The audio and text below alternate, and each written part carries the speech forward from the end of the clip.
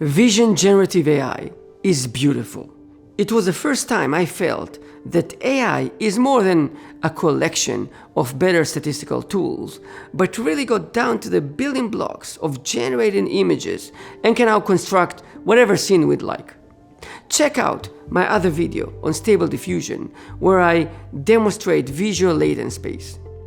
InstantID is a step forward. You can not only construct an image, but also dictate the face, the identity, the pose, and more by supplying only one face or one pose image. No need for fine-tuning or any other long process. And you can see here, I have donated my face to science. I'm not fully responsible for the results. And here is a great way to run it yourself on your local hardware using an OpenVINO Jupyter notebook. So it starts with a reference image, and it is cool that you only need one. The face landmarks are extracted and will be used by the identity net to place the face in the exact location in the image. The face is encoded into face recognition embeddings. On the other side, a text prompt is also being processed to embedding, so we basically have two sets of embedding, and based on the weights or the attention you give to each, you can decide how strong or how dominant will be the face or the pose or the scene, and it's really cool to have so much control. And it is all being fed into a unit model that can now render the final image like a regular Stable Diffusion model. I usually work in a virtual environment. Check out my other video for setting it up, and let's clone the OpenVINO Jupyter notebooks. You don't really need all of them, of course.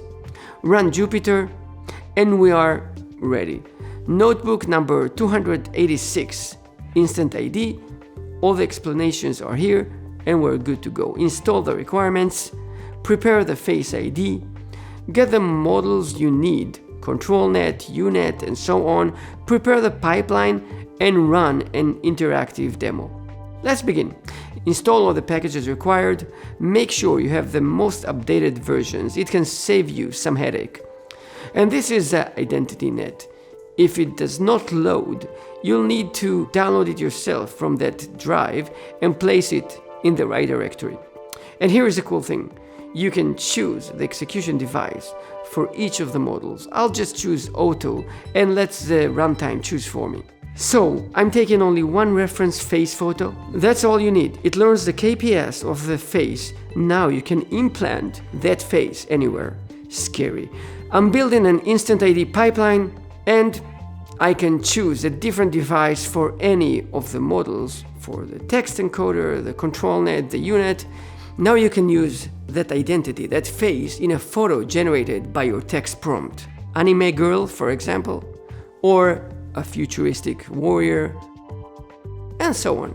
And you can run the demo on the notebook or using Gradio, upload a face image, upload a pose image, a text prompt, choose a style, and it's all been generated.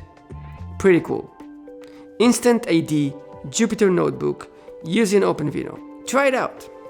Thank you.